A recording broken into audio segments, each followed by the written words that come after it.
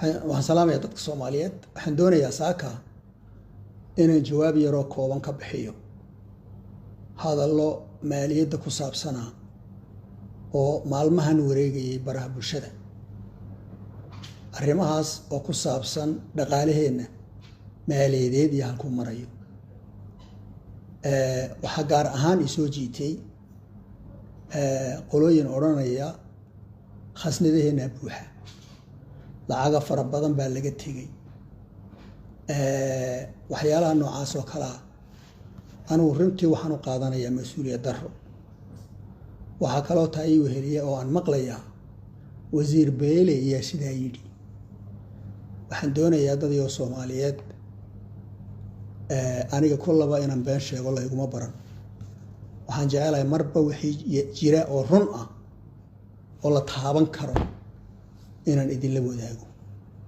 qasnadaheena buuxa aniguna ma oran mana buuxaan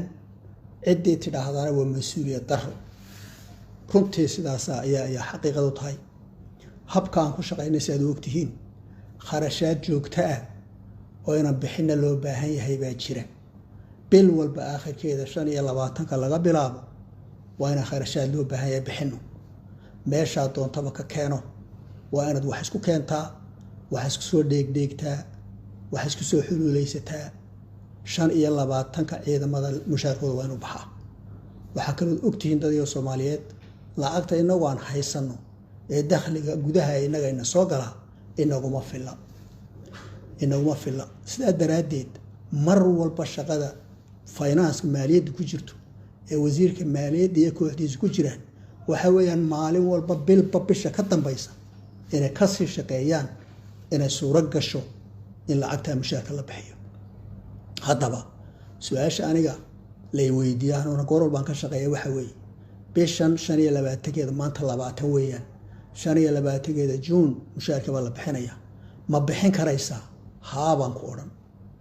bisha ku xigta halkeed marinaysaa waxbaa noo shaqeynaya baan ku oran ta ku xigtaana waa sida ta ku xigtaana waa sida 6 bilood ee soo socda haddii waxa loo baahan yahay madaxayga ku jira la qabto waan bixinaynaa baan oran haddii la qaban waayo oo maalin kaliya laga seexdo lama bixinayo noqon marka runtii waxaan doonayaa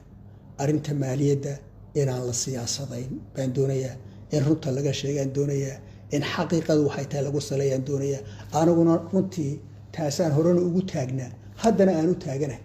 inaan waxay runtu tahay ida kula shaqeeyo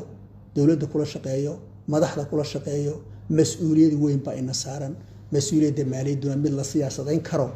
ma aha anigu inta meesha joogana ma ogolaanayo haddii qof been sheego waa ka daba imanaya waana saxaya sidaasaan halkan soo galay waa mahadsantihiin salaamu calaykum wa rahmatullaahi wa barakaatuh